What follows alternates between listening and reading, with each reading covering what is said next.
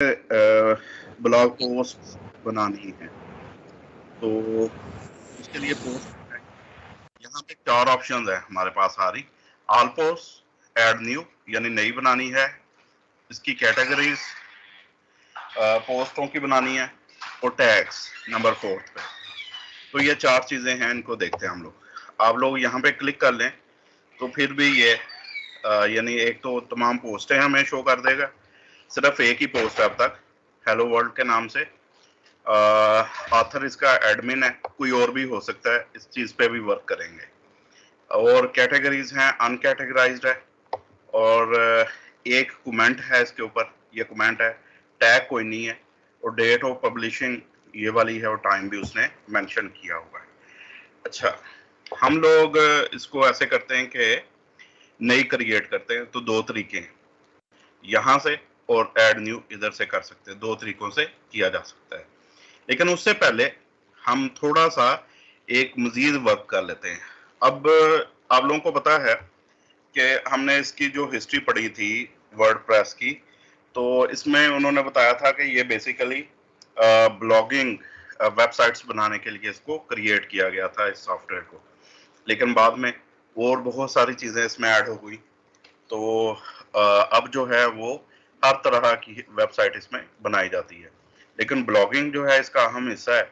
ना सिर्फ हम लोग ब्लॉग पोस्ट बना सकते हैं, बल्कि उनको मैनेज भी यहाँ से करते हैं। मुख्तलिफ चीजें जो हैं उनको मैनेज किया जाता है। अच्छा, अब जो ब्लॉग पोस्ट होती है, डिपेंड करता है आपकी वेबसाइट जो है वो कौन से टॉपिक के ऊपर बनी हुई है। यानी अगर आप एक वेबसाइट ऐसी है कि आप वो टेक्नोलॉजी से रेलिवेंट है, इट मीन्स कि आप तमाम के तमाम जो पोस्टें लगाते हैं वो टेक्नोलॉजी से रेलिवेंट है। कुछ है कि वेबसाइट्स वो फैशन ब्लॉगिंग करते हैं, यानी फैशन जो भी आ रहा है उसके ऊपर वो ब्लॉग लिखते हैं, पिक्चर्स वगैरह बनाते हैं और वो अपना ब्लॉग देते हैं। कुछ हैं वो फूड के ऊपर करते हैं, न्यूट्रिशन के ऊपर करते हैं कुछ। तो मुख्तलिफ तरह के ब्लॉग हो सकते हैं। अब ये भी हो सकता है कि एक जो वेबसाइट है वो बहुत सारी अकसाम के, यानी कई जो कैटेगरीज हैं उनको वो उनके ब्लॉग वो क्रिएट करते हैं, अपनी वेबसाइट के ऊपर लगाते हैं। यानी कुछ जो वेबसाइट्स हैं वो सिर्फ मखसूस हैं एक ही टॉपिक के ऊपर, जैसे मैंने बताया कि टेक्नोलॉजी है। तो हर तरह की जो भी टेक्नोलॉजी आ रही है उससे रेलिवेंट जो भी चीज़ें हैं वो वहाँ पे ब्लॉग पोस्ट, चूंकि टेक्नोलॉजी का दौर है, उसके अंदर क्या चीज़ें आती हैं उसी को इस्तेमाल करते हुए जो साइंटिफिक फार्मूलाज या जो चीज़ें इन्वेंट की उसमें जो दरियाफ्त की गई होती हैं या जो बनाई गई होती है, जिसपे रिसर्च की गई होती है, उसी रिसर्च का यूज करते हुए, साइंस बेसिकली रिसर्च ही है, यानी उसको दूसरे लफ्जों में आप रिसर्च कह सकते हैं किसी भी चीज के ऊपर। तो उसी का जो इस्तेमाल करते हुए जब एक गैजेट या कोई चीज बनती है उसको हम टेक्नोलॉजी कहते हैं। ठीक है, एक नई पोस्ट क्रिएट कर लेते हैं, हम कैटेगरीज पे भी नहीं जाते। वो कह रहा है जी टाइटल बताएं, पोस्ट का टाइटल बताएं। तो यहाँ पे हम लोग कोई भी पोस्ट कुछ सर्च करते हैं, किस चीज के मुतालिक लगाएं, पोस्ट बनाएं, सर टॉपिक वेबसाइट बता। बुटीक के रिलेटेड है तो बुटीक के रिलेटेड लगा दें। वेबसाइट से रेलिवेंट हो सकती है, कोई टेक्नोलॉजी से रेलिवेंट हो सकती है, कोई सोशल। पाकिस्तान के स्पेलिंग मिस हो गए। टाइप ब्रिटानिका, ये बेसिकली इंसाइक्लोपीडिया। यहाँ पे देख लेते हैं, एनसीपीसी कोई होगा, पाकिस्तान का है। इसके अलावा क्लिक कर लेते हैं।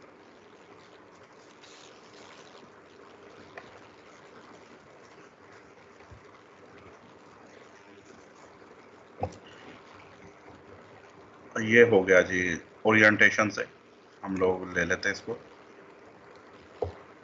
चले, इतना है और काफ़ी है जी, इतना का हम लोग कॉपी कर लेते हैं और यहाँ पे हम लोग पोस्ट लगा देते हैं, पाकिस्तानी कल्चर।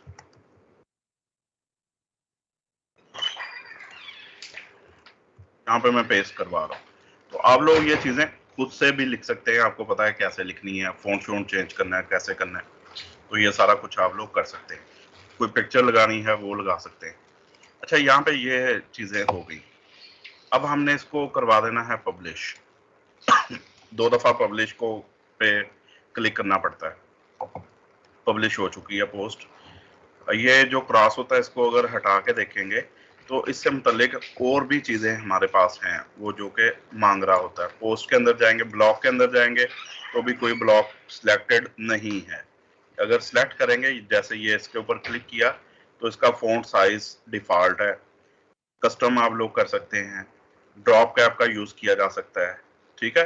यानी ड्रॉप कैप इस तरह से कि पहला जो करैक्टर है वो कैप उसको काफ़ी बड़ा करके उसने 4 लाइनों के बराबर उसने शो कर दिया आइडेंटिफिकेशन को जैसे। तो इस टाइप की चीज़ें एडवांस है। कलर सेटिंग है वो कर सकते हैं। तो जो पोस्ट है, पोस्ट के अंदर हम लोग ये चीज़ें जो हैं इनको सेट करते हैं। यहाँ पे अगर हम लोग देखें तो ये पोस्ट इस टाइप की लगी हुई है। अब इसको भी चलें ऐसे अपडेट मैं करता हूँ। ये पाकिस्तानी कल्चर है और यहाँ पे हम लोग इसको रिफ्रेश करवाते हैं तो ये अब 2 पोस्टें हमारी लग चुकी हैं, एक पाकिस्तानी कल्चर और एक हेलो वर्ल्ड। कोई मसला है? गौर कीजिएगा, अब आप लोगों ने कोई कैटेगरी नहीं बनाई होगी, जितनी भी पोस्टें लगाएंगे मुख्तलिफ तरह की, वो तमाम की तमाम आपकी कैटेगरी अनकैटेगराइज्ड बनेगी। अब ये फर्ज करें जो अच्छा, एक चीज़ और यहाँ पे जो थी, हम ये वाली इसको एडिट दोबारा करवाते हैं। पाकिस्तानी कल्चर को मैं दोबारा से एडिट करवा रहा हूँ। इधर अभी हम एक चीज पे, परमालिंक क्या होता है? परमालिंक होता है उसका परमानेंट लिंक। ये पेजेस का भी होता है और पोस्ट का भी होता है परमानेंट लिंक। यहाँ पे देखिएगा, ये उसने ये चीज बनाई है post.php, तो हम इसका परमानेंट लिंक जो है वो ये क्रिएट हुआ है, URL स्लग। ये स्लग में शो होगा। स्लग कैसे होता है? Pakistani dash culture. इसका एसईओ से बड़ा गहरा ताल्लुक है। यानी जो भी बंदा सर्च करेगा तो ये अगर स्लग उसने ऑटोमेटिकली क्रिएट कर लिया, ये अच्छा है, उसने वो खुद ही देख लेता है उसके नाम से। अगर नाम ज्यादा मीनिंगफुल ना हो तो आप लोगों ने यहाँ पे स्लग जो क्रिएट करना है वो ऐसा होना चाहिए, यानी आप लोग चेंज कर सकते हैं इसको, ऐसा होना चाहिए जो कि एसईओ फ्रेंडली हो, सर्च इंजन फ्रेंडली हो, ताकि हमारी जो वेबसाइट है वो रैंक कर सके। और इन चीज़ों के ऊपर जो भी बंदा सर्च कर रहा है पाकिस्तानी कल्चर के ऊपर, हमारी वेबसाइट जो है वो भी उसके अंदर रैंकिंग के अंदर आए या उस लिस्ट के अंदर आए कि जहाँ पे कम से कम इन चीज़ों को सर्च किया जा रहा है। तो ये होती है यानी एसईओ के हवाले से। परमालिंक यानी परमानेंट लिंक ये बनेगा जब हम इसको ओपन करेंगे तो एंड पे ऊपर शो होता है। यहाँ पे देखिएगा, मैं फर्ज करें इसको पाकिस्तानी कल्चर को ओपन करता हूँ। क्या उसने किया? लोकल होस्ट माई प्रो, आज की डेट दी है और आगे क्या दिया? पाकिस्तानी कल्चर। ये वही है लिंक जो उसने क्रिएट किया। You follow?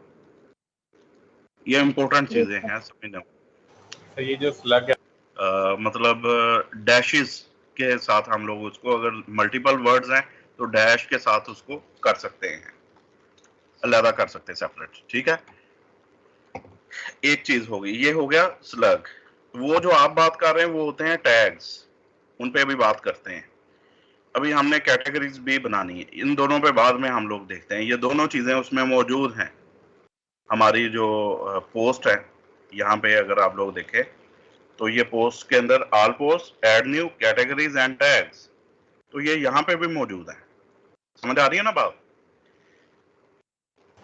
Yes sir.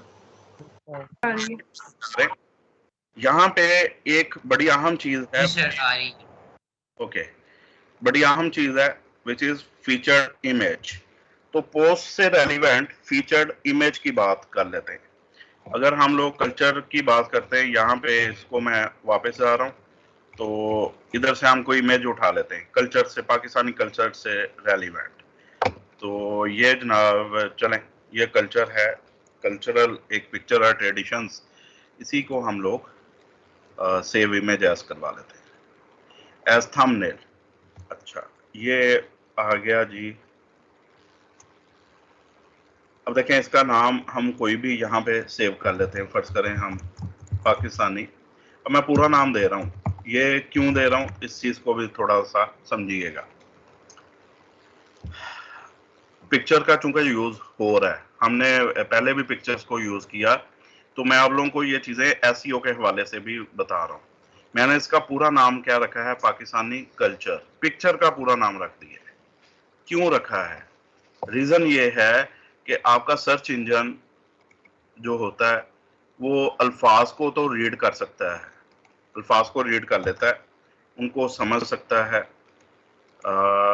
लेकिन पिक्चर की उसको समझ नहीं आती। लिहाजा पिक्चर जो होती है उसको समझने के लिए बहुत सारी चीज़ों की ज़रूरत पड़ती है।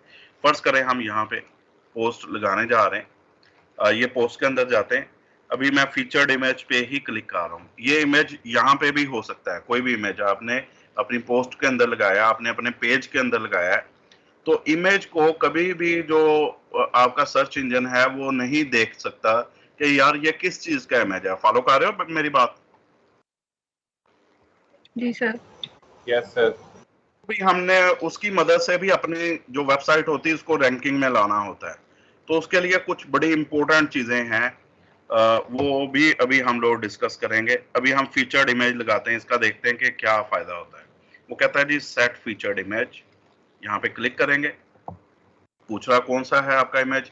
ये हमारी गैलरी है, ऑलरेडी मेड या लाइब्रेरी है, जिसमें हम लोगों ने अपनी पिक्चर्स को अपलोड किया था, जबकि ये वहां पे नहीं है, हमारे पास लोकल कंप्यूटर के अंदर नहीं है। यहाँ पे हमने अपलोड कर दी थी। अपलोड कहाँ पे हुई है? डेटाबेस के अंदर, तो यहाँ पे मौजूद है। हम लोग अपलोड कर लेते हैं जी उस पिक्चर को भी। कौन सी है?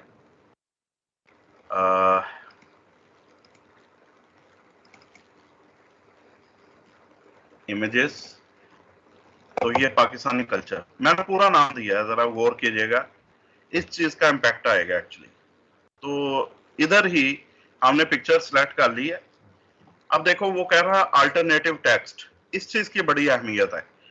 हम लोगों ने एक एट्रीब्यूट पढ़ा था पिक्चर के साथ ही, आल्ट, यानी अगर पिक्चर शो ना हो, आमतौर पे यही बताया जाता है अगर पिक्चर शो ना हो तो ये टेक्स्ट शो हो जाता है। यानी अगर लिंक वगैरह खराब हो जाए या कुछ भी प्रॉब्लम हो तो वहां पे वो टेक्स्ट चूंकि फौरी लोड हो जाता है वेबसाइट के अंदर, तो वो वहां पे टेक्स्ट को शो कर देता है। अब यहाँ पे देखिएगा अल्टरनेटिव जो टेक्स्ट है इसके बेसिकली दो फायदे होते हैं हमें। हम यहाँ पे लिखते हैं पाकिस्तानी कल्चर, ये हमने लिख दिया पाकिस्तानी कल्चर, या मजीद भी हम लिख देते हैं बेस्ट, फर्ज करें best culture in the world. अब ये जो चीजें हैं जो हम अल्टरनेटिव टेक्स्ट के तौर पे दे रहे हैं, इससे उसको पहचान होगी आपके सर्च इंजन को कि ये पिक्चर किस चीज के बारे में।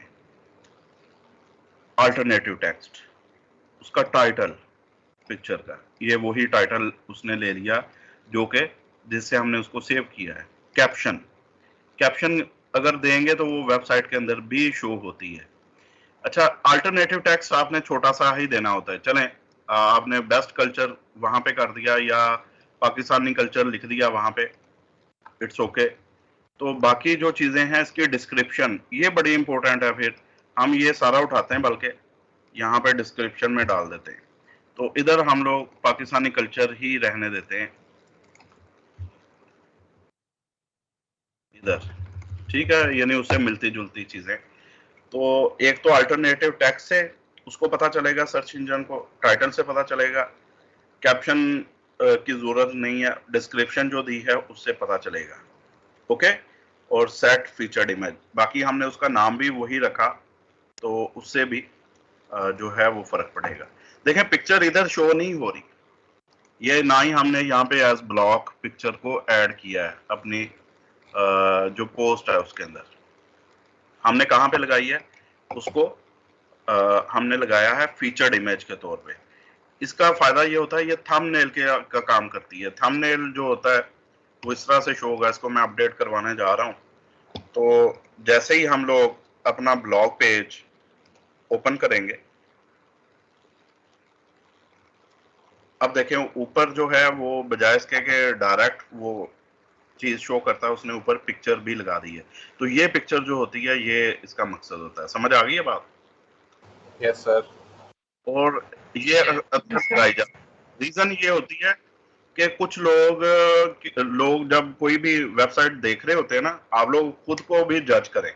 आप जब कोई भी वेबसाइट फर्ज करें विजिट कर रहे हैं, आपकी नजर, हमें पढ़ने से थोड़ी कोफत होती है, अच्छा ये क्या लिखा हुआ है वगैरह वगैरह, लेकिन हमारी नजर फौरन पिक्चर के ऊपर जरूर जाती है। अच्छा, पिक्चर जो है एक इंटरेस्ट पैदा करती है, एक थंबनेल होता है। तो जैसे हम पिक्चर देखते हैं तो हमें जब इंटरेस्ट पैदा होगा तो हम उसके टेक्स्ट की तरफ भी जाएंगे।